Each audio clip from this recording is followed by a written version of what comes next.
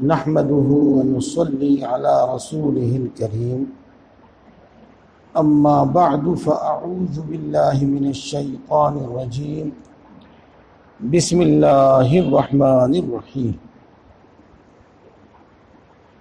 وأما من طغى وآثر الحياة الدنيا فإن الجحيم هي المأوى وأما من خاف مقام ربه ونهى النفس عن الهوى فإن الجنة هي المأوى صدق الله العظيم. وقال رسول الله صلى الله عليه وسلم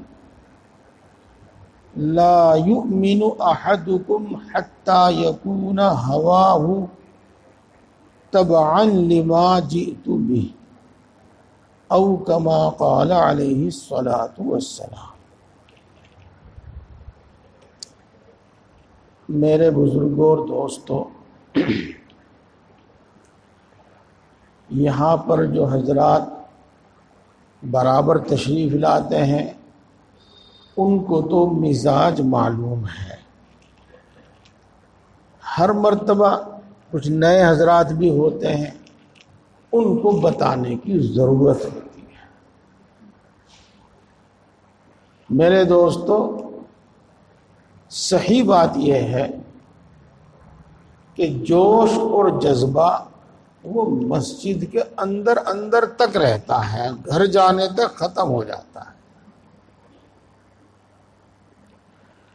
اور جو بات سمجھ میں آ جاوے، دل میں بیٹھ جاوے، وہ زندگی بھر ساتھ رہتی ہے، زندگی بھر ساتھ.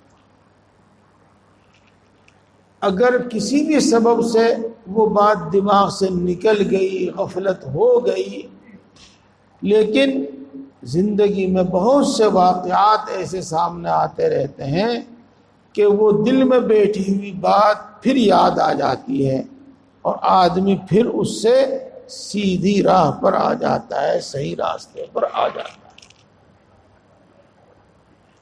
اس لیے زیادہ فائدہ اس میں آتا ہے، نظر آتا ہے کہ آدمی عقل کی، سمجھ کی بات کرے، آدمی کا ذہن بن جاوے، آدمی کی سمجھ بدل جاوے. یہ نہیں کہ محض جذبات میں آدمی تھوڑی دیر کے واسطے کچھ کرنے کے لیے تیار ہو جاوے، پھر کرے یا نہ کرے. دوستو، یہ مت سمجھنا کہ یہ بات بار بار کہی جاتی ہے. جو بات بار بار کہی جاتی ہے اس کو یہ سمجھنا کہ انتہائی ضروری بات ہے.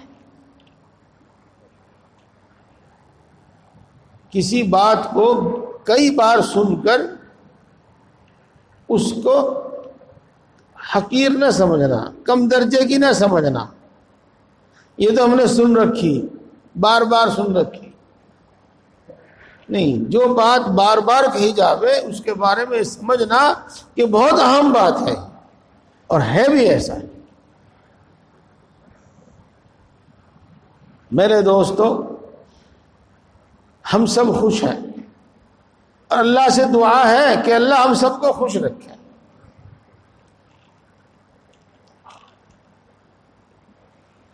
لیکن ہم کسی وقت اس پر بھی غور کرتے ہیں کہ ہمارا انجام اور ہمارا نتیجہ کیا ہوگا، ہمارا آخر کیا ہوگا. اس پر بھی ہم کبھی غور کرتے ہیں؟ نہیں کرتے. نہیں.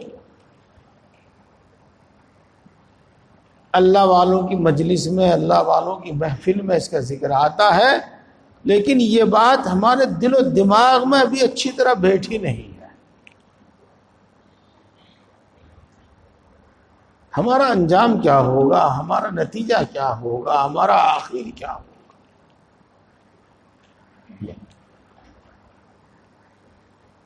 موت تو ہے ہی آدمی کا انجام، لیکن موت پر ہی بات ختم نہیں ہو جاتی،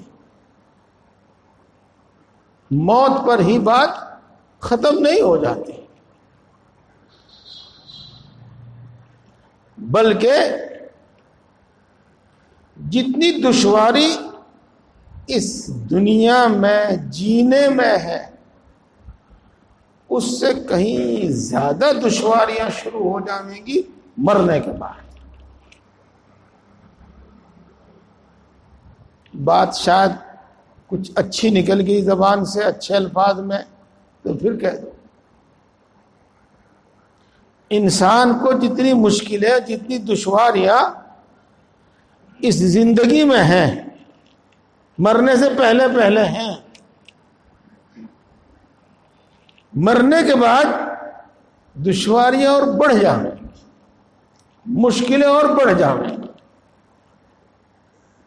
جی، اس سچائی کو ماننا اور جاننا اور ماننا ضروری، اس پر ایمان لانا ضروری۔ میں آپ کو بالکل آخر بتاتا ہوں، بالکل انجام آخری بات بتاتا ہوں۔ پچھلے مہینے بھی میں نے بات بتائی تھی، اس مرتبہ بھی بتا رہا ہوں۔ پچھلے مہینے بات بتانے کا مطلب کچھ اور تھا، اس مرتبہ بات بتانے کا مطلب کچھ اور ہے۔ اللہ کے رسول صلی اللہ علیہ وسلم نے ارشاد فرمایا، وَلَا بَعْدَ الدُّنْيَا دَارٌ إِلَّا الْجَنَّةُ أَوِ النَّارُ۔ دنیا کے بعد کوئی ٹھکانہ نہیں ہے، بس ایک ٹھکانہ جنت ہے اور ایک ٹھکانہ جہنم ہے۔ وَلَا بَعْدَ الدُّنْيَا دَارٌ إِلَّا الْجَنَّةُ أَوِ النَّارُ۔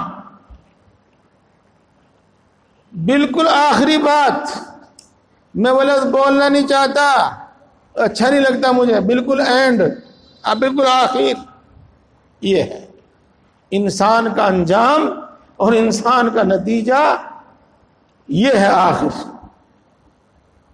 کہ اس کا ٹھکانہ یا جنت ہے یا اس کا ٹھکانہ جہنم ہے۔ یہ ہے اس کا انجام۔ یوں تو ہمیں معلوم ہے جنت کا کچھ حال، اور یوں تو ہمیں معلوم ہے جہنم کا بھی کچھ حال، اور آپ کو بتایا ہوا بھی ہے کہ موت کا مراقبہ موت سونے سے پہلے روز کر لیا کر۔ کیا ہے وہ مراقبہ موت، وہ پھر بتائیں گے۔ آج تو میں یہی بتلانا چاہتا ہوں میرے بھائیوں، جہنم وہ ٹھکانہ ہے جس میں چین اور سکون کا کوئی نام نہیں ہے۔ جہنم وہ ٹھکانہ ہے جہاں آرام اور راحت کا نام نہیں ہے، وہاں عذاب ہی عذاب ہے، عذاب ہی عذاب ہے، تکلیف ہی تکلیف ہے، تکلیف ہی تکلیف ہے، اور آرام و راحت کا نام نہیں، چین سکون کا نام نہیں، نعمت تو وہاں پاس کو بھی نہیں۔ یہ ہے وہ ٹھکانہ۔ وَلَا بَعْدَ الدُّنْيَا دَارٌ إِلَّا الْجَنَّةُ أَوِ النَّارُ۔ جہنم کا ترجمہ اس کا کیا جاتا ہے، ورنہ نار کے معنی تو آگ ہے، آگ۔ ایک ٹھکانہ آگ ہے اور ایک ٹھکانہ جنت ہے، اور جنت کا ترجمہ باغ۔ تو اب تک صحیح آسان الفاظ میں مطلب یہ ہوگا کہ اس دنیا کے بعد یا تو آگ ٹھکانہ ہے یا باغ ٹھکانہ ہے۔ اب اے انسان، یہ تیری مرضی ہے، تو پسند کر اپنے لیے کون سا ٹھکانہ پسند کر، اپنے لیے آگ پسند کرتا ہے یا اپنے لیے باغ پسند کرتا ہے؟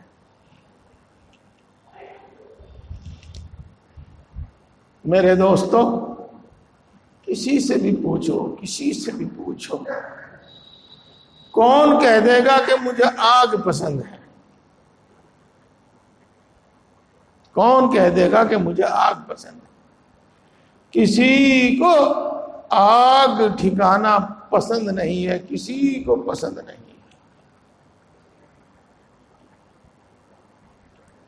اے میرے اللہ، آگ بھی کیسی؟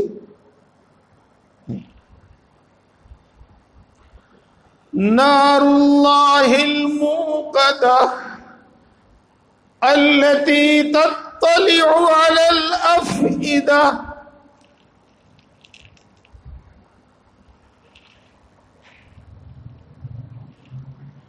اللہ کی آگ جو دلوں تک پہنچے گی۔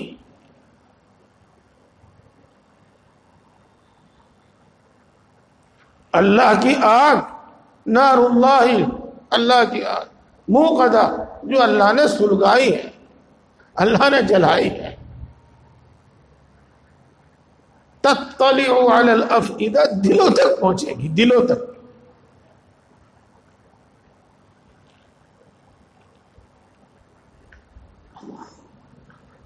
دلوں تک پہنچے گی۔ ہاں دوستو، یہ جو دنیا کی آگ ہے، اس میں جب کوئی آگ جلتا ہے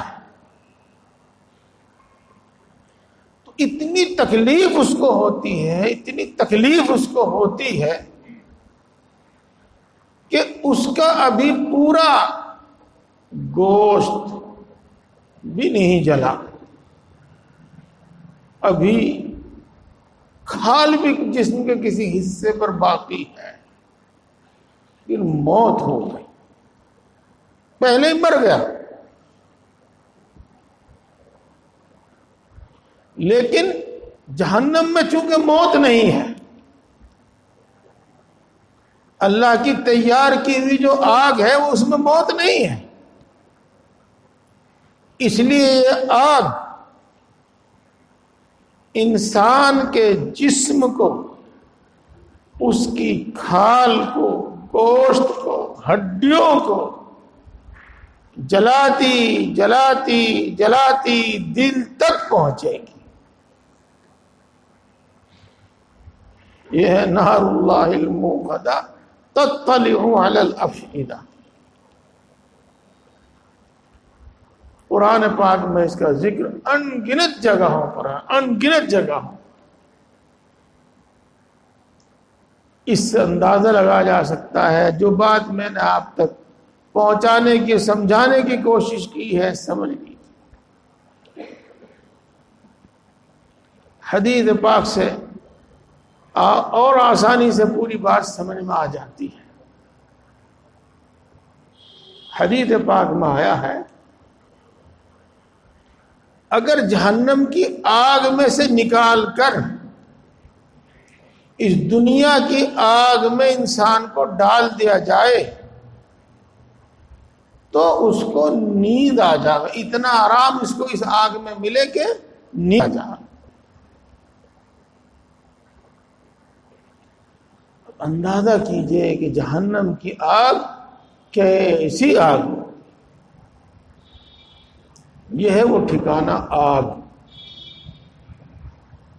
وہ الگ ہی ایک دنیا ہے، الگ ہی ایک عالم ہے۔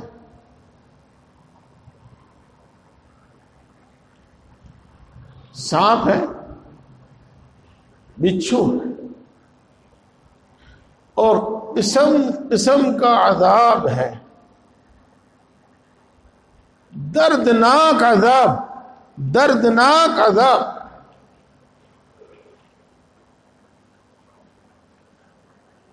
طلباء علماء تو اس بات کو سمجھتے ہیں، عام آدمیوں کو بھی شاید میں سمجھانے میں کامیاب ہو جاؤں۔ عذاب علیم، جس کا ترجمہ کیا جاتا ہے دردناک عذاب۔ کیا ہے یہ دردناک عذاب؟ وہ عذاب ایسا ہے کہ وہ عذاب وہ خود عذاب محسوس کرتا ہے، وہ عذاب اور وہ سزا ایسی ہے کہ وہ سزا خود سزا محسوس کرتی ہے۔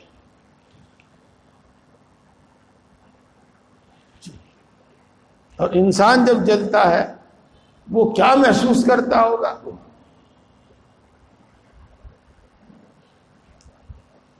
اس کی ایک مثال دی جاتی ہے، جب آگ کے شعلے بہت بھڑکتے ہیں نا، تو یوں کہتے ہیں آگ کی شدت کو بیان کرنے کے واسطے کہ آگ کا شعلہ ایک شعلہ دوسرے شعلے کو کھا رہا تھا، یعنی وہ عذاب خود عذاب محسوس کر رہا تھا، وہ عذاب خود عذاب محسوس کر رہا تھا۔ یہ ہے دردناک عذاب کا مطلب، عذاب علیم کا مطلب یہ ٹھکانہ ہے۔ جی اللہ، سانپ بچھو، حدیث پاک میں آیا ہے کہ جہنم کے سانپ اتنے زہریلے ہیں، اتنے زہریلے ہیں کہ اگر دنیا میں آ کر ایک پھنکارا مار دے اور اس پھنکارے میں ان کے منہ سے جو زہر نکلے گا، اس کی بنا پر روئے زمین پر قیامت تک کوئی سبزہ نہیں اگے گا، کوئی گھاس نہیں اگے گا، کوئی پودا نہیں اگے گا۔ اب کیا تکلیف ہوگی اس میں، کیسی تکلیف ہوگی اس میں؟ جی بچھو کتنے بڑے، جتنا بڑا خچر ہوتا ہے، یہ تکلیف، یہ ماحول ہے۔ سانپ ہے، بچھو، آگ، کھانے کا کیا حال ہے، پینے کا کیا حال ہے۔ کھانا زقوم، زقوم، ان شجرۃ الزقوم طعام الاثیم کالمہل یغلی فی البطون۔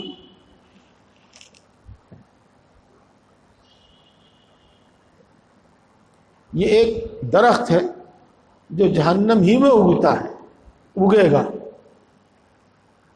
کانٹوں دار، بڑے بڑے کانٹے، کانٹوں دار درخت، کھانے مطالبے پر، کھانا مانگنے پر ان کو یہ دیا جائے گا کھانے کو۔ پانی کیا ہے؟ وہی آگ سے جلنے کی بنا پر انسان کے جسم سے جو پانی، خون، رات، پیپ جو بھی نکلتا ہے، وہی اس کا پانی ہے، وہی پینے کو دیا جائے گا۔ میرے دوستو، ایک ٹھکانہ تو یہ ہے، انسان کا، ایک انسان کا انجام تو یہ ہے، خواہ ہمیشہ ہمیشہ کے لیے یا کچھ مدت کے لیے۔ اور ایک ٹھکانہ اور ایک انجام انسان کا کیا ہے؟ باغ، جس کو اللہ تبارک و تعالی دار السلام کہتا ہے، دار السلام، سلامتی کا گھر، چین کا گھر، سلامتی اور چین کا گھر، جی، جہاں انسان کو کبھی بھی کسی بھی قسم کی کوئی تکلیف نہیں ہوگی، نہ رنج، نہ غم، نہ کسی کی طرف سے بے عزتی اور توہین، نہ کسی کی طرف سے ڈانٹ ڈپٹ، نہ کسی کی طرف سے خلاف مزاج بات پیش آئے گی، کچھ نہیں، بالکل سلامتی کا گھر، چین کا۔ اللہ نے پہلی بات تو اس کی یہ بتائی. اول تو باغ ہی سے بات سمجھ میں آتی ہے سب کچھ، اور باغ کے ساتھ جب دارالسلام ملا لیا جاوے، چین کا گھر، سلامتی کا گھر، تو بہت کچھ سمجھ میں آ جاتا ہے، بہت کچھ سمجھ میں آ جاتا ہے.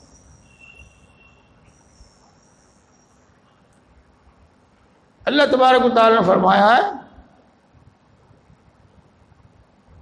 ان الدار الآخرۃ لہی الحیوان.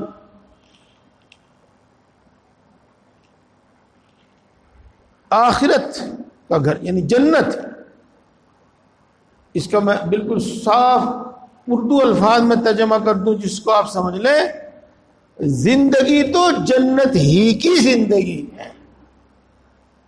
وَإِنَّ الدَّارَ الْآخِرَةَ لَهِيَ الْحَيَوَانِ کا ترجمہ ہے یہ کہ زندگی تو جنت ہی کی زندگی ہے.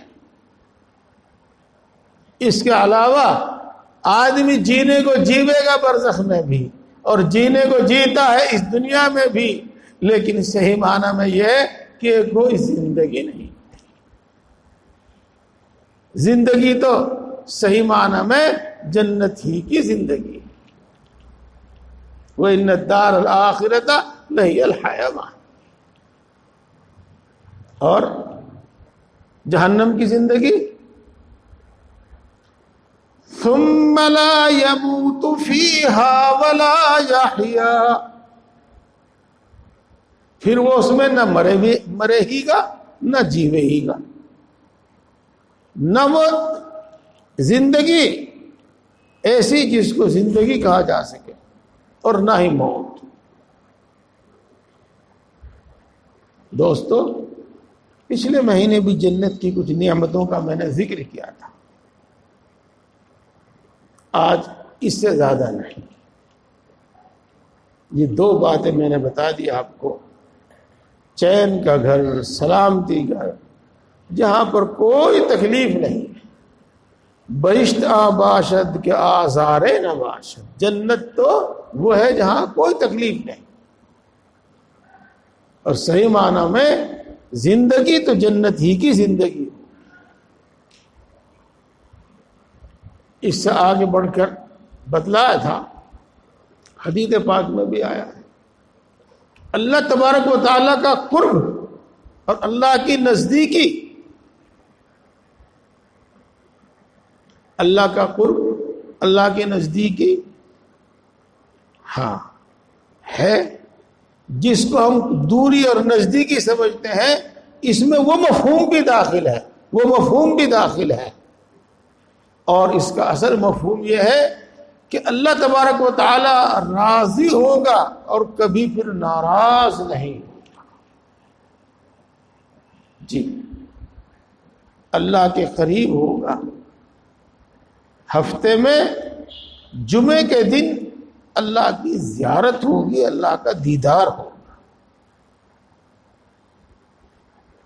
جنت کے سبھی لوگوں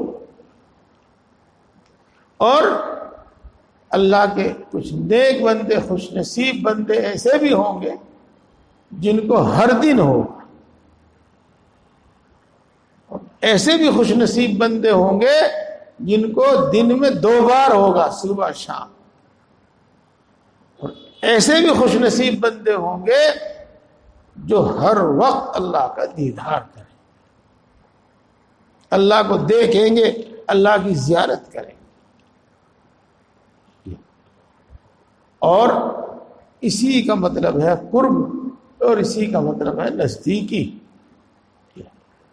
میرے دوستو، سوال یہ قائم کیا گیا تھا کہ انسان کا انجام کیا ہے، آخر کیا ہے، اینڈ کیا ہے. ہاں، انبیاء کرام علیہ الصلوۃ والسلام کے سوا کسی کو معلوم نہیں. انبیاء کرام نے ہمیں خبر دی ہے. انسان کا اینڈ، انسان کا آخر، یا آگ ہے یا باغ ہے، بس. میرے دوستو،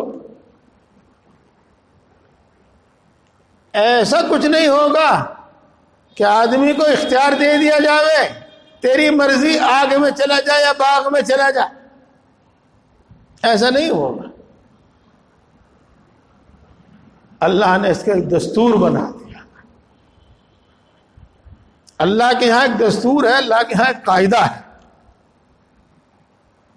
اس دستور کے مطابق، اس قاعدے اور قانون کے مطابق جنت والے جنت میں جائیں گے، باغ والے باغ میں جائیں گے، اور آگ والے آگ میں جائیں گے۔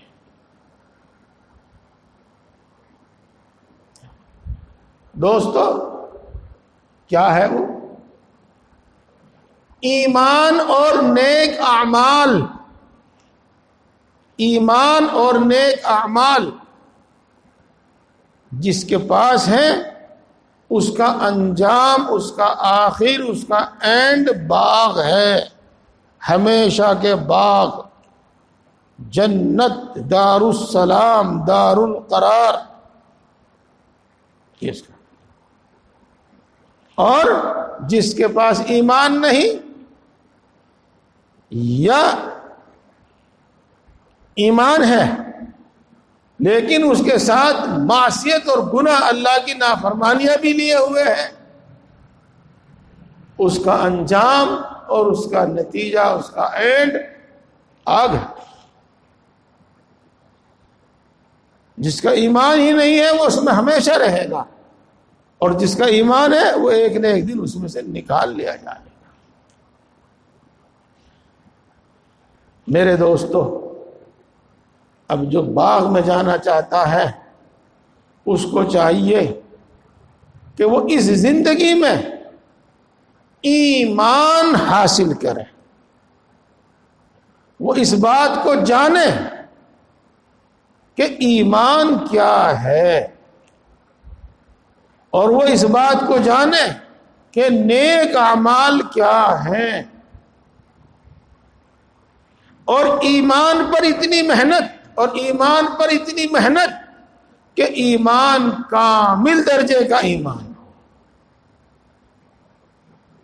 اور اعمال صالحہ پر اتنی محنت کہ ہر نیک عمل اعلی درجے کا نیک عمل ہو،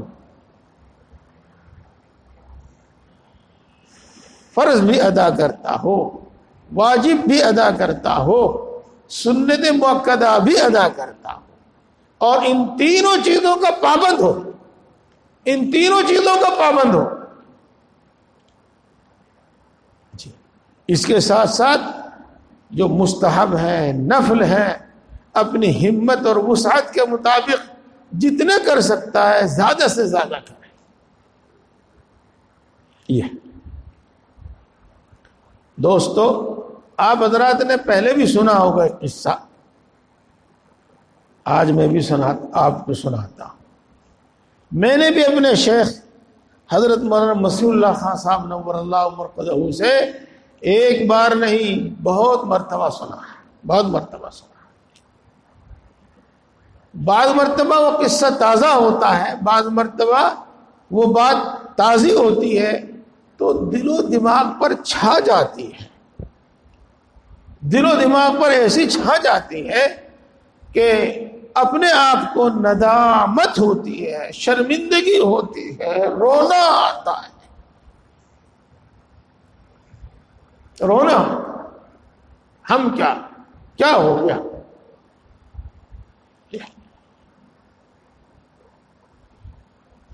ہم سے تو ایسا ہو نہیں سکا۔ ہاں، اس قصے کو بار بار ہم سن تو لیا کریں، ایک جذبہ تو اپنے اندر آ جاوے، ایک تمنا تو اپنے اندر آ جاوے۔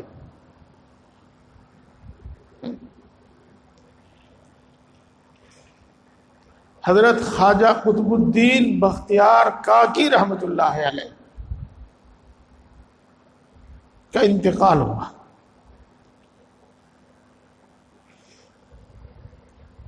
مہرولی دلی میں ایک جگہ ہے،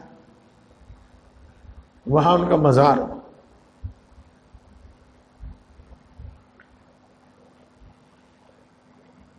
جب جنازہ تیار ہو گیا صفیں لگ گئی، ایک شخص آگے بڑھا اور اعلان کیا، حضرت خواجہ صاحب نے، حضرت شیخ نے مجھے ایک وصیت کی ہے، وہ وصیت میں آپ کو سنانا چاہتا ہوں، وہ وصیت تک آپ تک پہنچانا چاہتا ہوں۔ جی، حضرت شیخ نے مجھے یہ وصیت کی ہے کہ میرا جنازہ وہ شخص پڑھاوے، جنازے کی نماز وہ شخص پڑھاوے جس میں یہ 4 خوبی ہو۔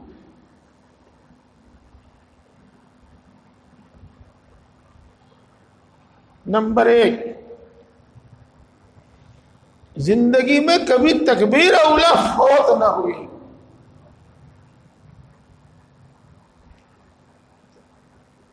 بات نماز کی پابندی کی نہیں،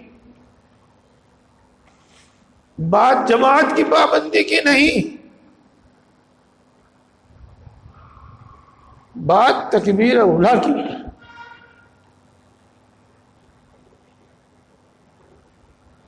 اس کی زندگی میں تکبیر اولا فوت نہ ہوئی۔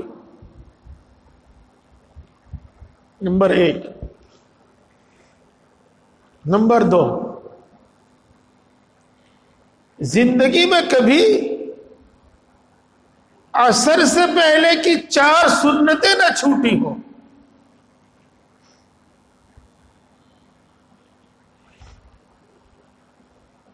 فجر کی سنت مؤکدہ کی بات نہیں ہو رہی ہے،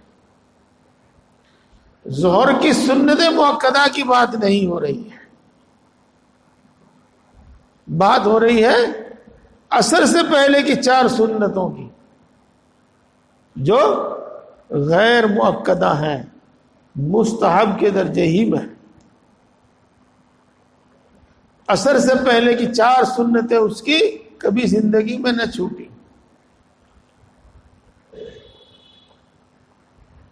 نمبر 3، زندگی میں کبھی تہجد قضا نہ ہوئی ہو۔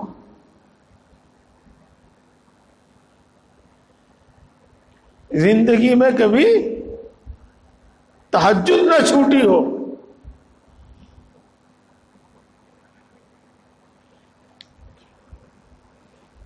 نمبر 4،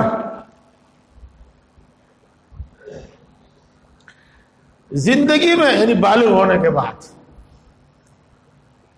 کسی نامحرم پر بری نگاہ نہ ڈالی ہو۔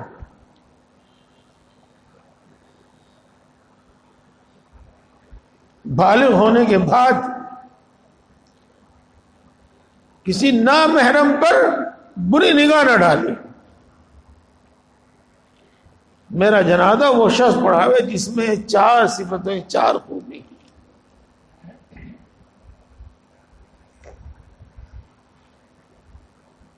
دوستو،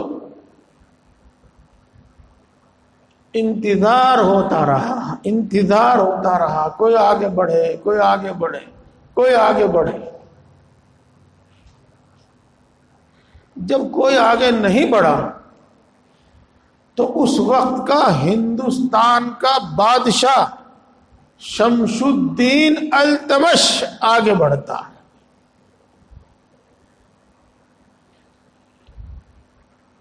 اور کہتا ہے الحمدللہ یہ 4 صفت میرے اندر ہے۔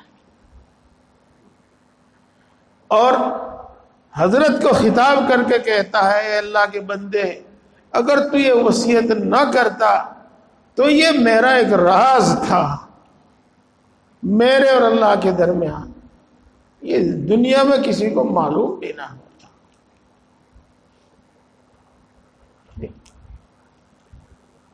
میرے دوستو، بادشاہت کے ساتھ ایسی زندگی گزارنا جس میں کبھی تکبیر اولا فوت نہ ہو، جس میں کبھی عصر کی سنتیں قضا نہ ہو، عصر کی سنتیں نہ چھوٹیں، کبھی تہجد نہ چھوٹے، ایسا پاک دامن بادشاہ ہونے کے باوجود کہ کبھی کسی نامحرم پر بری نگاہ نہیں ڈالی.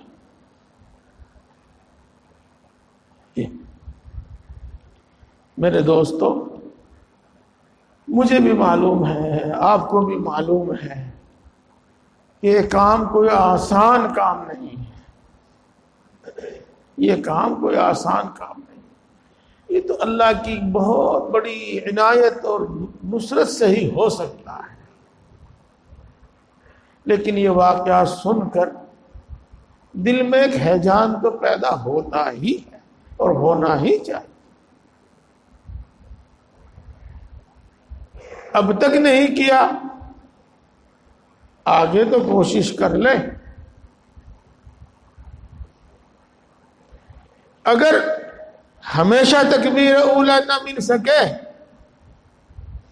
تو تکبیر اولا کے حاصل کرنے میں لاپرواہی تو نہ برتے.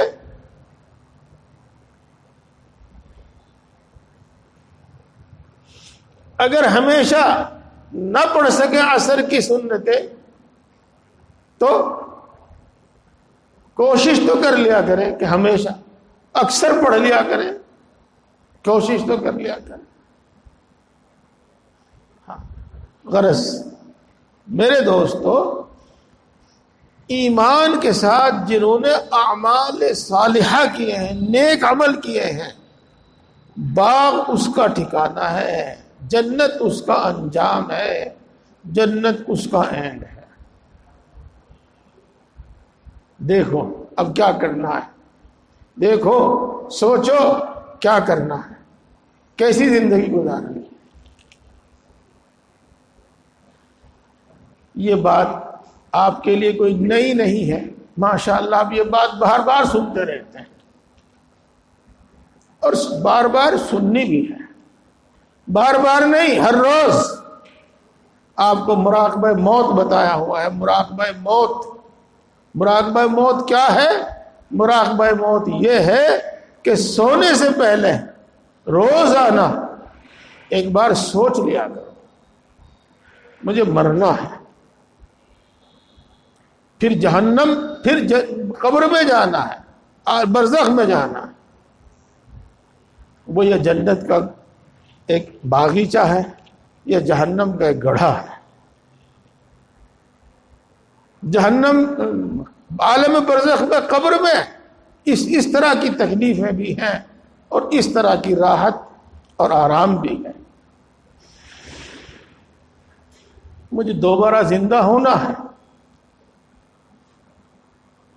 اللہ کے حضور کھڑا ہونا ہے، اللہ کے سامنے کھڑا ہونا ہے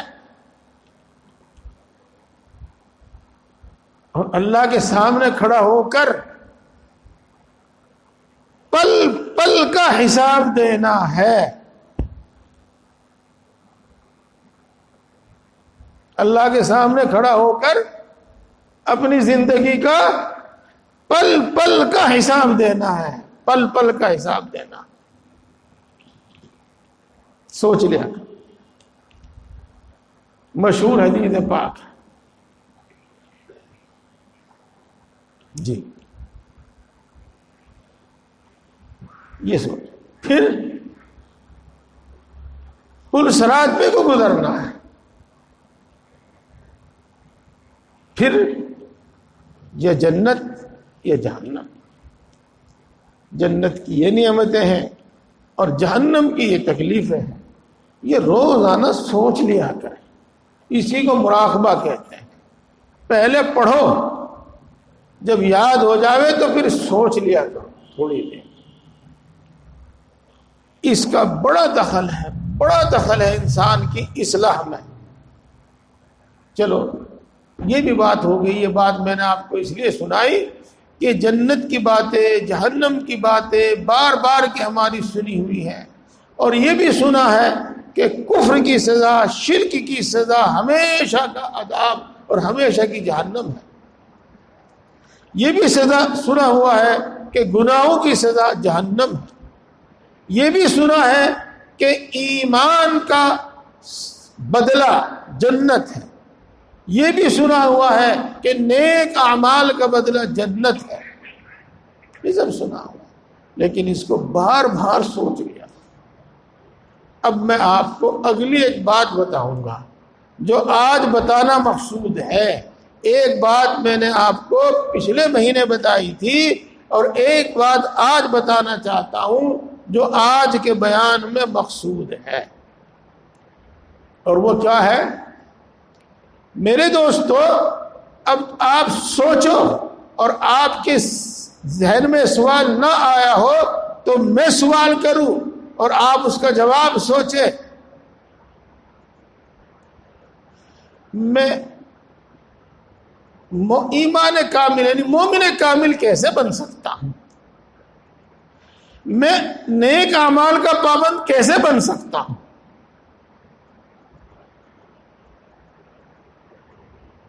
کیسے بن سکتا ہوں؟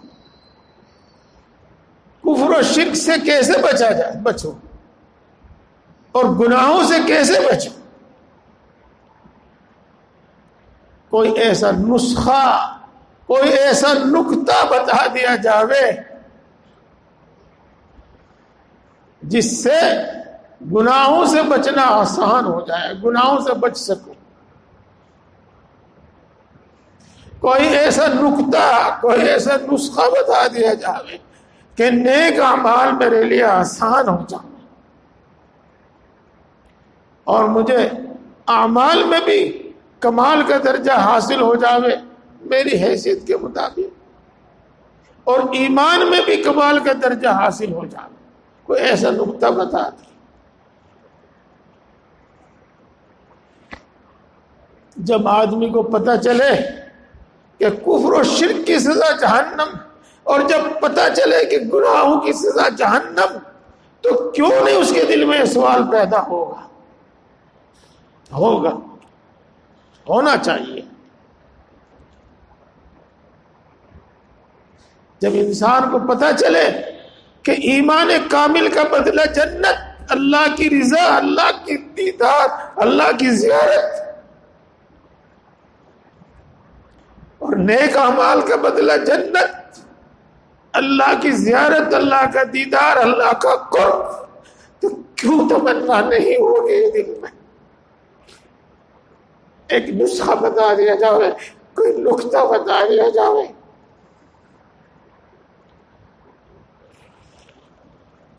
نیک اعمال آسان ہو جائے۔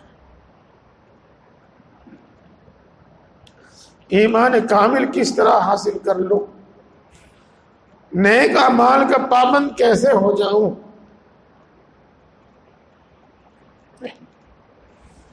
اللہ نے بتایا، اللہ کے رسول صلی اللہ علیہ وسلم نے بتایا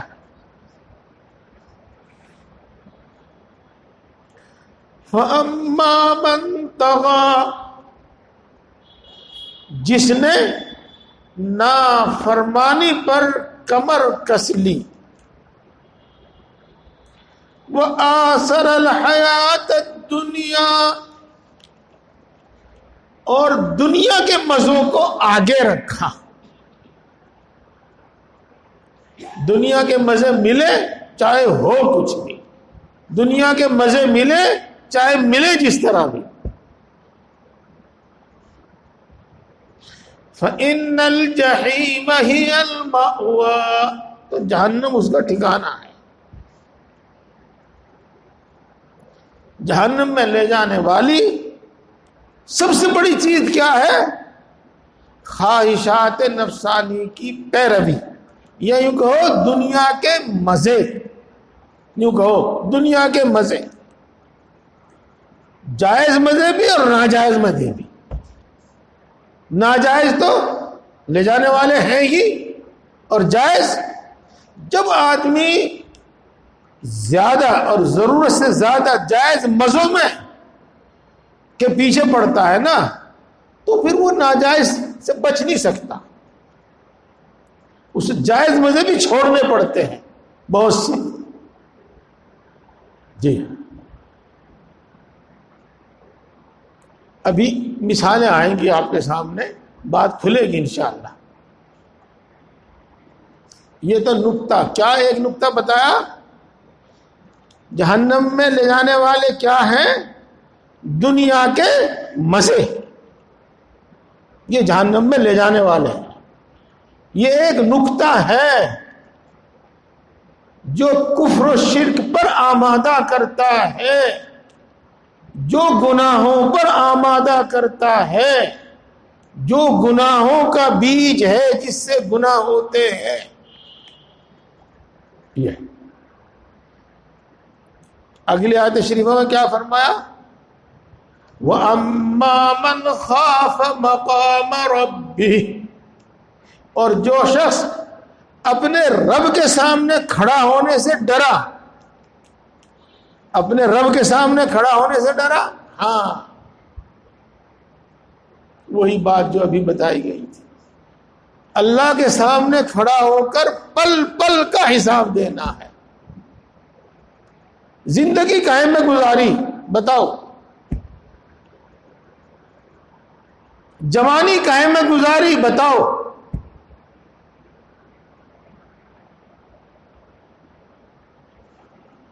مال کہاں سے کمایا، بتاؤ، یعنی کہاں سے کمایا، مال کیسے کمایا، بتاؤ،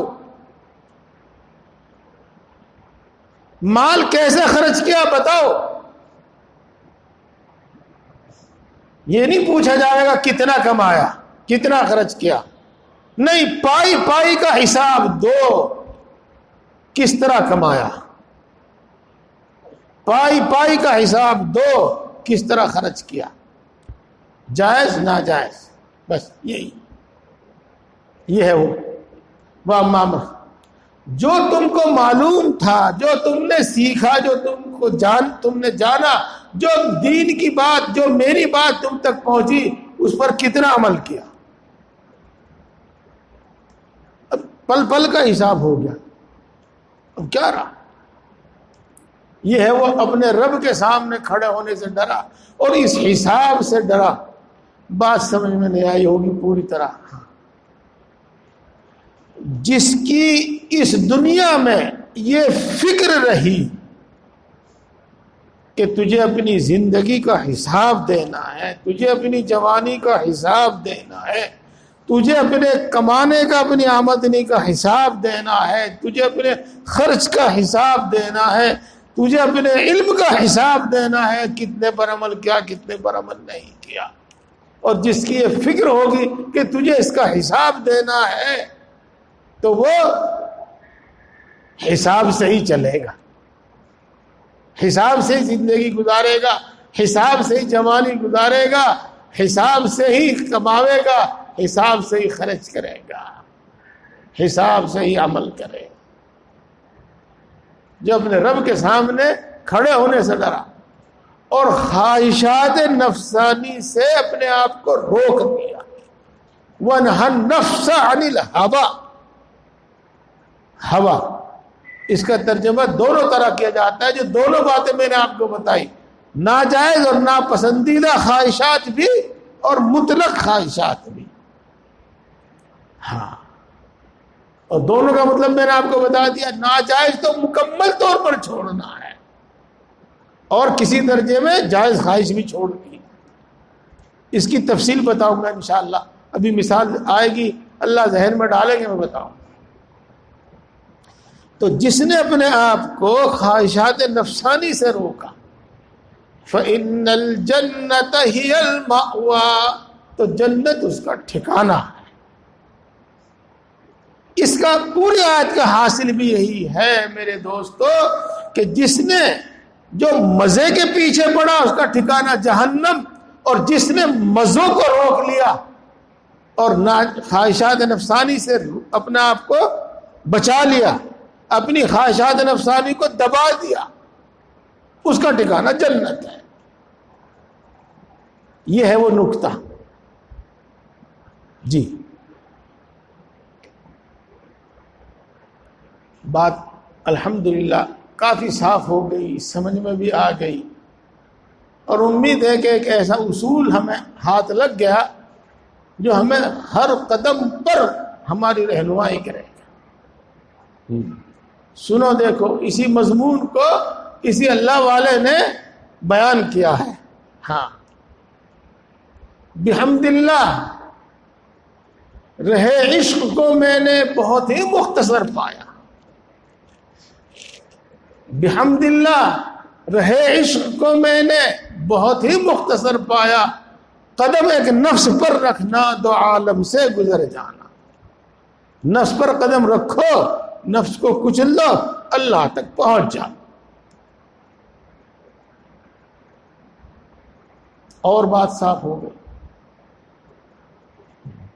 دوستو اس نکتہ ہے آپ کے سامنے آ گیا ہے, اس کو اور سنو اور سمجھو. جو میں نے بتایا نا کہ دل و دماغ پر مسلط ہو جائیں, 24 گھنٹے ہمیں ذہن میں رہیں,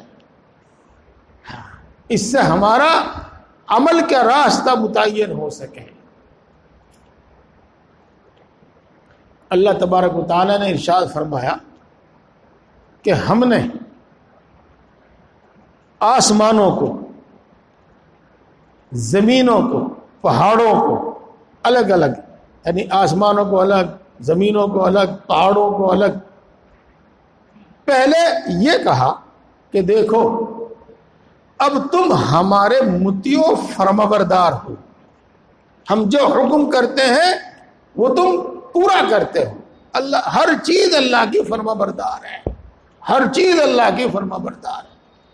اس مضمون کو اس وقت بیان نہیں کرنا, لیکن ہم یہ چاہتے ہیں کہ تمہیں خواہشات دی جائیں, ایسی خواہشات جن کی بنا پر تم ہماری اطاعت بھی کر سکتے ہو اور ہماری نافرمانی بھی کر سکتے ہو. اگر تم خواہشات کے ساتھ اپنے ارادے اور اختیار سے ہماری نافرمانی کرو گے تو ٹھکانہ جہنم ہوگا, اور ہمارا حکم پورا کرو گے تو تمہارا ٹھکانہ جنت ہوگا, میرا قرب ہوگا, میری زیارت, میرا دیدار ہوگا. تو دیکھو اب تو ان کی حالت یہ ہے کہ ان کو نافرمانی کرنے پر قدرت ہی نہیں ہے. پھر ان کو ایسی بات دی جاتی کہ وہ نافرمانی بھی کر سکتے تھے اور فرمانبرداری بھی کر سکتے تھے, اور یہی ہے وہ خواہش نفس, خواہشات. تو آسمانوں نے بھی کہا اللہ ہمارے بس کی بات نہیں, ہمیں معاف کیجیے. زمین نے بھی کہا, زمینوں نے بھی کہا اللہ معاف کیجیے, ہمارے بس کی بات نہیں. پہاڑوں نے بھی کہا اللہ معاف کیجیے, ہمارے بس کی بات نہیں. پھر انسان کو کہا میں تجھے تیرے اندر ایسا مادہ رکھوں گا,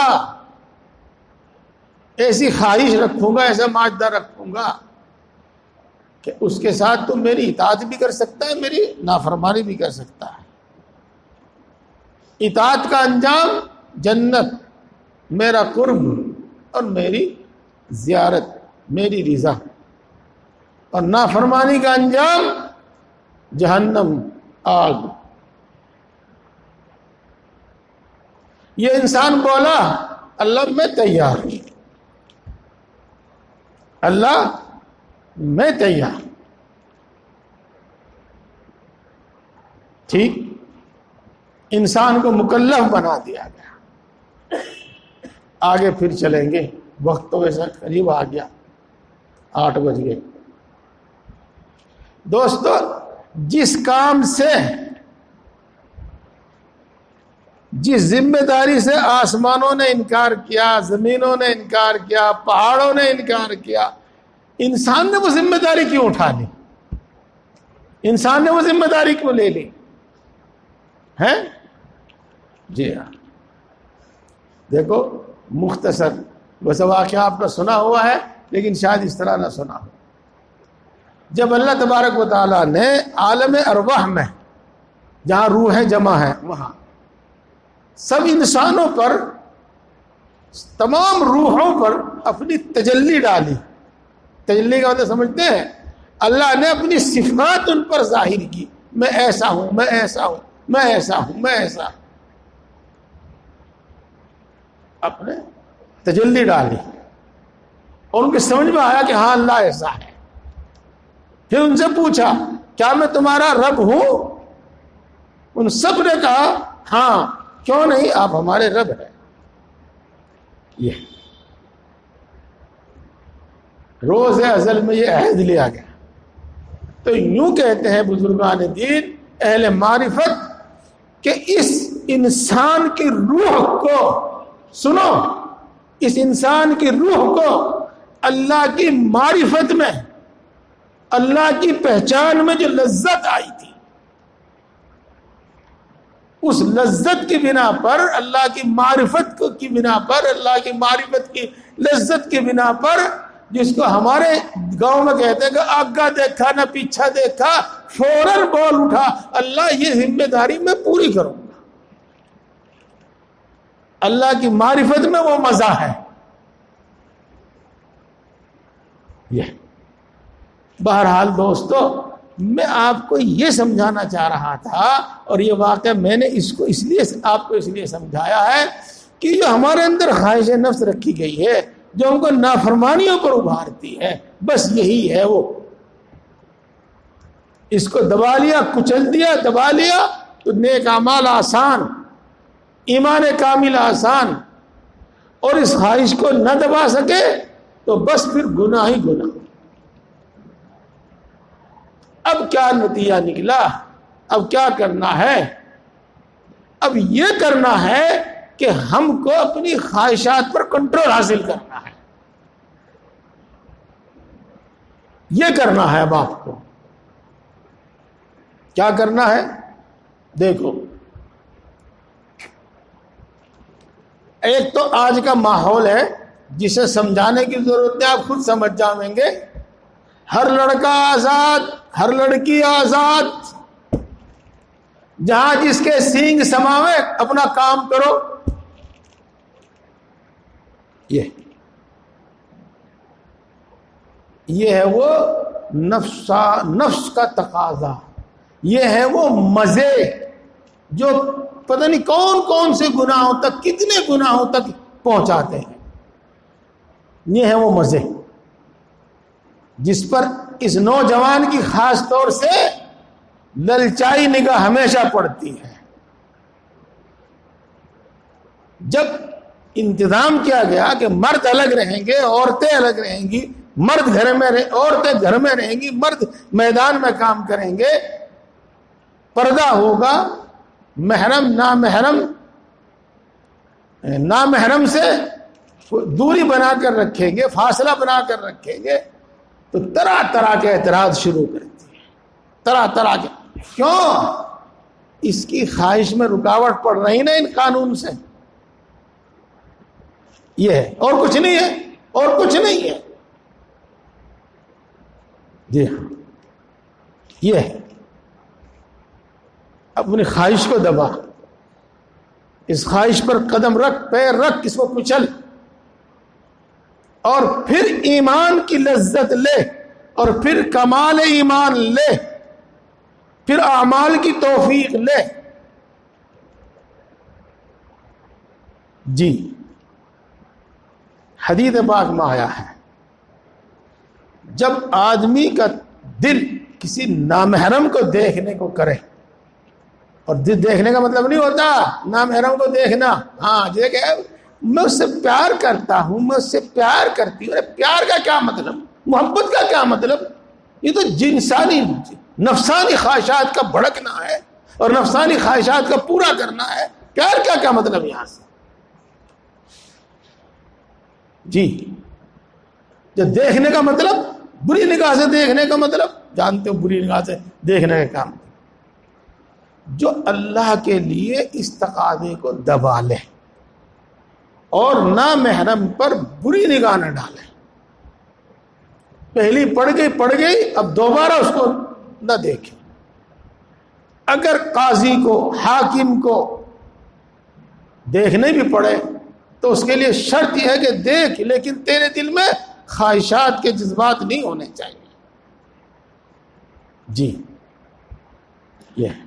تو بہرحال جو اس بری نگاہ کو دبا لے، تقاضے کو دبا لیتا ہے، نگاہ کو نیچی کرتا ہے، تو اللہ تبارک و تعالیٰ اس کو ایمان کی لذت و حلاوت نصیب فرماتا ہے.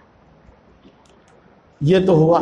اور اس لذت کو دبانا، اس تقاضے کو دبانا، اس خواہش کو دبانا، یہی ہے نفس کو خواہش سے روکنا. یہی ہے جس پر جنت کا وعدہ. یہ ایک مثال دی میں نے آپ کو. اب دوسری مثال لے لو. بھائی یار زندگی تو بڑی کٹھنائیوں میں گزر رہی ہے. ہاں اس کے پاس بھی موٹر سائیکل ہے، اس کے پاس بھی موٹر سائیکل ہے، میرے پاس ہے ہی نہیں. میرے پاس آج کل بھی سائیکل ہی ہے، یہ سائیکل بھی نہیں ہے. بھائی موٹر سائیکل ہونی چاہیے. اب موٹر سائیکل آ گئی. بھائی موٹر سائیکل کا زمانہ نہیں رہا، آج تو کاریں دھکا کھاتی پھریں ہیں. بس 4 ویلر ہونی چاہیے. یہ کیا ہے؟ خواہش، نفسانی تقاضا. اب پھر راستے دو، کیا؟ جائز اور ناجائز. اللہ نے آپ کو وسعت دی، جائز اور حلال کمائی آپ کے پاس ہے. آپ نے کار لے لی، موٹر سائیکل لے لی. ہاں اس کے بعد بھی تجھے یہ چاہیے کہ کار میں بیٹھنا تیرے اخلاق خراب نہ کرے. اگر کار میں بیٹھنا تیرے اخلاق خراب کرتا ہے تو اس کار میں بیٹھنا تیرے لیے جائز نہیں. موٹر سائیکل پہ بیٹھنا اگر تیرے اخلاق اور عادت کو خراب کرتا ہے تو تیرے لیے جائز اور حلال پیسے کی موٹر سائیکل بھی جائز نہیں. یہ مثالیں ہیں جتنی بھی ہو جاوے. ابھی وقت ہو جائے گا، بس ہو گیا وقت. تو ایک بتاتا ہوں میں آپ کو ایک چھوٹا سا واقعہ. واقعے تو 2 ہیں صحابہ کے، ایک لمبا ہے ایک چھوٹا. وہ چھوٹا سا سنا رہا ہوں آپ کو. حضرت علی رضی اللہ تعالی عنہ عید کے دن اچھے کپڑے پہن کر عید گاہ میں جا رہے ہیں نماز پڑھنے کے واسطے. اچھے کپڑے پہننا عید کے دن تو سنت ہے نا. اسی کے مطابق اچھے کپڑے پہن کر عیدگاہ میں جا رہے ہیں نماز پڑھنے کے لیے. راستے میں چلتے چلتے اپنے کرتے کی ایک آستین پھاڑی اور پھینک دی، اور ایک آستین کا کرتا پہن کر عیدگاہ میں جاتے ہیں اور ایک آستین کا کرتا پہن کر چلتے ہیں. ایک آستین کا کرتا پہن کر عیدگاہ میں نماز پڑھتے ہیں. کیوں پھاڑ دی؟ کیوں پھاڑ کے پھینک دی؟ اللہ اکبر، اللہ اکبر. جی میں اس کرتے کو پہن کر اپنے آپ کو دوسروں سے اچھا سمجھ رہا تھا. میرے دل میں فخر آ گیا تھا، دوسروں سے اچھا ہوں میں، میرا لباس بہت اچھا ہے. ہاں اور پھر اس کے تقاضے ہوتے ہیں. جب میں دوسروں سے اچھا ہوں تو دوسرے میری تعظیم کریں، جب میں دوسروں سے اچھا ہوں تو دوسرے مجھے سلام کریں، جب میں دوسروں سے اچھا ہوں تو دوسرے مجھے اپنا امیر بناوے، مجھے اپنا بڑا بناوے. وہاں تک نوبت پہنچتی. یہ بہرحال ایک کرتب ہے. تو یہ ہے وہ چیز جو میں عرض کر رہا ہوں کہ جائز کی موٹر سائیکل ہے، جائز کی کار ہے، کہ اگر بیٹھ کے تو اپنے آپ کو بڑا سمجھنے لگا، دوسروں کو حقیر سمجھنے لگا، تو اپنا فخر کرنے لگا، اپنے کو دوسروں سے اچھا برتر سمجھنے لگا، تو پھر تیرے لیے اس کار میں بیٹھنا درست نہیں. یہ تو بات میں نے اس صورت میں بتائی جبکہ آدمی کے پاس اتنی گنجائش ہو. اکثر نہیں ہوتی ہمارے تمہارے پاس. بس اسی ادھیڑ بن میں لگ جاتے ہیں کہ وہ موٹر سائیکل لی جاوے تو کیسے لی جاوے. کسی سے قرض مانگ رہے، کئی سود پر قسطوں پر لے رہے، جی ہاں، کہیں کسی سے ادھار لیا اور پھر دینے کا نام نہیں لے رہے، رشوت لی، غرض جب یہ خواہش سوار ہوگی اور وہ اس کے لینے کا ارادہ کرے گا تو کچھ نہ کچھ تو جتن کرے گا۔ اب آپ دیکھو کہ کتنے گناہوں میں مبتلا ہو سکتا ہے اس ایک خواہش کی وجہ سے، موٹر سائیکل کی خواہش کی وجہ سے، کار کی وجہ سے کتنے گناہوں میں مبتلا ہو سکتا ہے وہ۔ جی چونکہ مثال دی جا رہی ہے اس واسطے کچھ نہیں، کوئی مسئلہ نہیں۔ ہاں، اسکوٹی کی وجہ سے اپنی عزت نیلام کرنے کو تیار ہو گئی، محض اسکوٹی کی وجہ سے بنا لیے تعلق کسی سے، اسکوٹی ملے گی وہاں سے۔ یہ ہے وہ خواہش جو گناہوں پر لے جاتی ہے، گناہوں کی طرف لے جاتی ہے۔ یہ اور بہت ساری باتیں ہیں، پچھلے ہفتے ایک مثال دی، پچھلے مہینے ایک مثال دی تھی۔ ہاں لگ گئے، کیا کھیل رہے، کیا کہیں اس کو، پزا، ہاں پب جی کیا کہتے ہیں، کھیل رہے۔ ہم نے تو اللہ کا شکر ہے اس کی صورت بھی نہیں دیکھی، سنا ہی سنا بس دوسروں سے۔ ہاں کتنا مزہ آ رہا، کیا مطلب عشاء کی نماز کا، اور چل رہی ہے، چل رہا ہے، 1 بج گیا، 2 بج گئے، کتنے بج گئے؟ صبح کی تہجد کا کیا مطلب، صبح کی فجر کی نماز بھی کہاں گئی، اور نماز تو گئی اور ڈیوٹی پہ بھی نہیں گیا، کام پہ بھی نہیں گیا، ماں باپ نے دھمکایا، سمجھا، اب میرے تو سر میں درد ہو رہا، میں نہیں اٹھا جاتا۔ جی اب سر میں درد ہو رہا، کوئی تھرمامیٹر تو ہے نہیں کہ لگا کے دیکھ لیا کوئی ہو رہا ہے نہیں ہو رہا، اور صحیح بات تو ہو ہی رہا ہوگا، جب ساری رات جاگ کر نیند پوری نہیں ہوئی تو سچ مچ ہی سر میں درد ہو رہا ہوگا اس کے۔ یہ ہے وہ خواہش، یہ ہے وہ خواہش۔ یہ چند مثالیں میں نے آپ کو دی ہیں میرے دوست، یہ چند مثالیں میں نے آپ کو دی۔ اپنے اوپر اتنا قابو یافتہ ہو جاؤ کہ اپنی خواہشات اور اپنے نفس کو اپنے ماتحت بنا لو۔ جی یہ مطلب ہے حدیث پاک کا جو میں نے اس کے ساتھ پڑھی تھی، لا یؤمن احدکم حتی یکون ہواہ تبعا لما جئت بہ، تم میں سے کوئی مومن کامل نہیں بنے گا اس وقت تک جب تک کہ وہ اپنی خواہشات کو، اپنی چاہتوں کو میرے لائے ہوئے دین کے تابع نہ کر لیں۔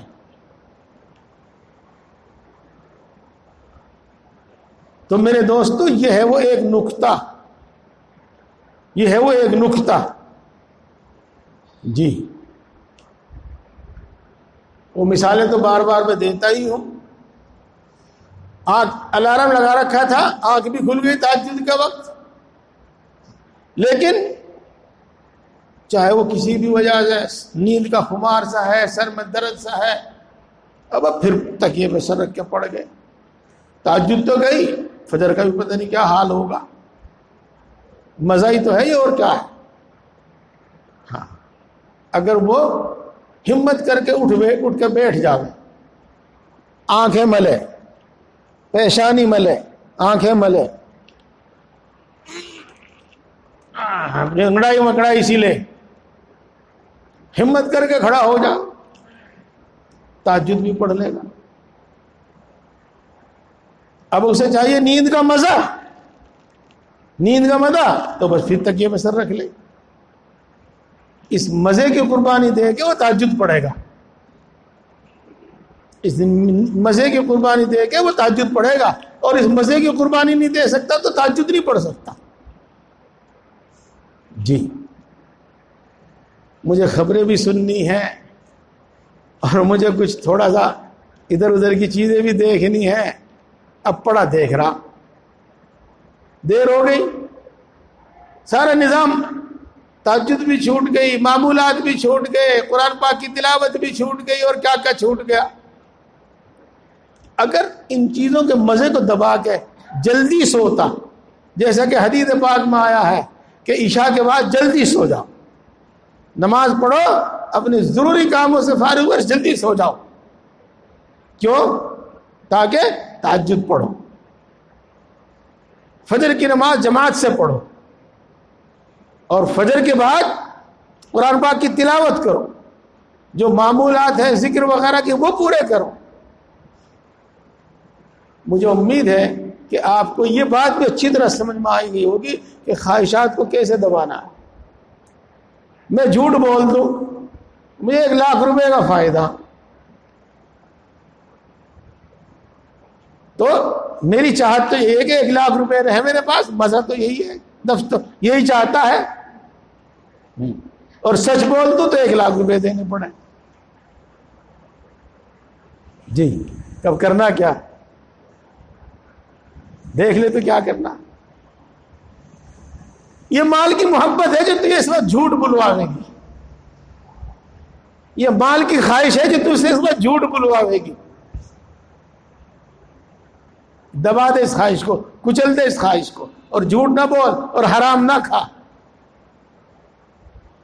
یہ بہت ساری مثالیں ہو گئی، قریب ہر ایک لائن کی مثالیں ہو گئی۔ کہا بھائی ذکر کرو، ایک پارہ آدھا پارہ پڑھو، چلو کسی طریقے سے نماز فجر کی نماز بھی پڑھ لی، اور بس پھر کچھ نہیں، پھر جا کے پڑھ کے سو گئے، عادت بنا لی۔ اس لیے قرآن شریف پڑھتے ہو، تلاوت کرتے ہو، اجی کیا کروں، نیند آ جاوے، فجر کی نماز تو میں پڑھ لوں لیکن بس پھر پڑھائی نہیں جاتا، پھر نیند آنے لگے۔ یہی بات ذکر کی ہے اس کی، کیوں اس مزے کو کیوں نہیں بدلا؟ اس کو بدل اور سن۔ نیند آ رہی، چارپائی پہ مت بیٹھ، اونگتا ہی رہے۔ قرآن شریف نہیں پڑھا جاتا نہ پڑھ، ذکر نہیں ہوتا نہ ہو، تو اونگتا ہی رہے، لیکن چارپائی پہ مت پڑھ۔ جی دیکھ کچھ دیر کے بعد اونگ کے کیسے بھی پھر طبیعت تو ٹھیک ہو ہی جاوے گی۔ یہ ہے وہ۔ اور تو نے عادت بنا لی، فجر کی نماز پڑھی، تکیے بس رکھا، پھر سو گیا، تو نہ تلاوت نہ اوراد و وظائف۔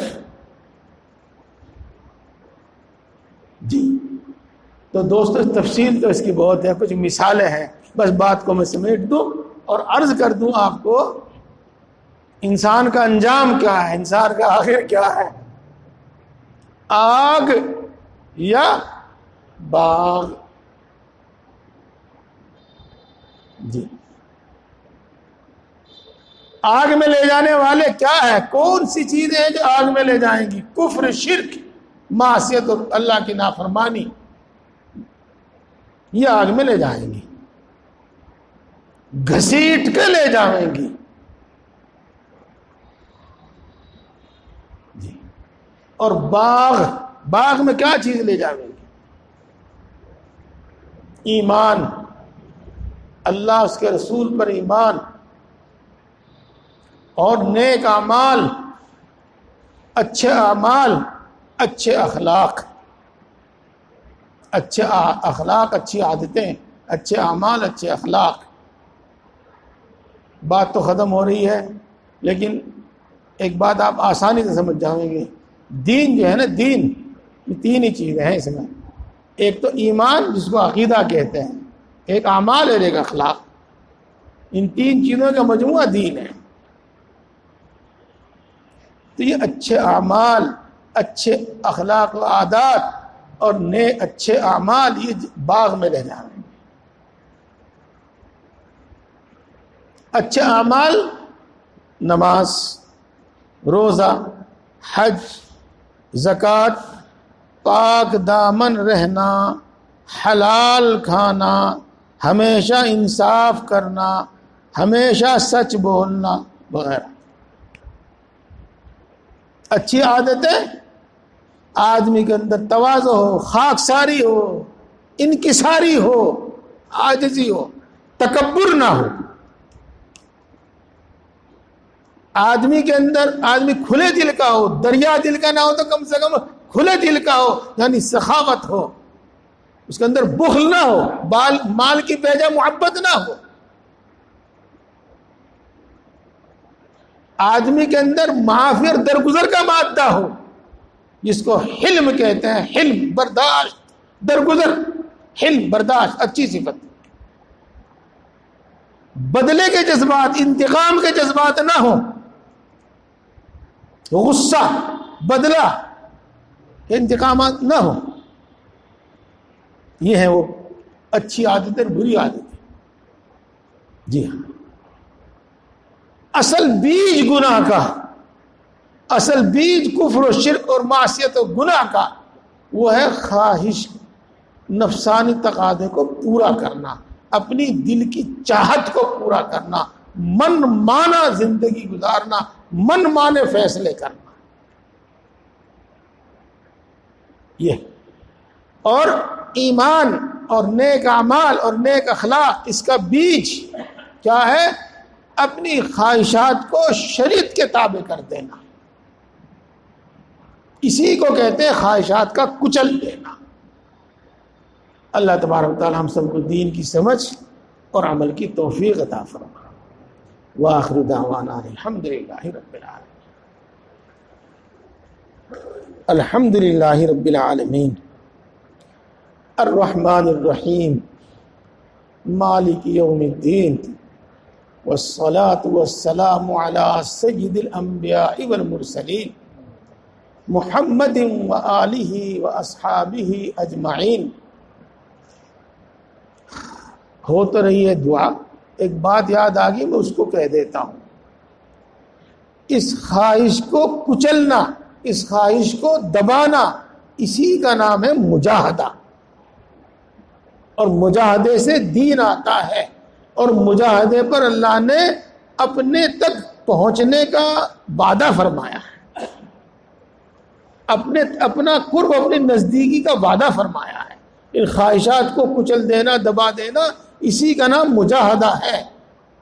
اور اس مجاہدے پر ہی اللہ تعالیٰ نے اپنے قرب, اپنی نزدیکی کا وعدہ فرمایا ہے. والذین جاہدوا فینا لنہدینہم سبلنا. جو ہمارے لیے مشقت برداشت کرتے ہیں, خواہشات کو کچلتے ہیں, جائز خواہشات کو کم کرتے ہیں, ہم ان کو اپنے تک پہنچنے کا راستہ دکھا دیں گے. اے اللہ, تو سب سے بڑا ہے, ہر چیز پر قادر ہے, ہر چیز کا مالک ہے, ہر چیز کے خزانے تیرے قبضے میں ہیں. اے اللہ, تو بڑا مہربان ہے, سب پر مہربان ہے, بڑی بڑی نعمتوں سے نوازنے والا ہے, بلا استحقاق عطا فرماتا ہے, بلا عوض عطا فرماتا ہے, بغیر مانگے عطا فرماتا ہے, اور مانگنے والوں کو کبھی محروم نہیں کرتا.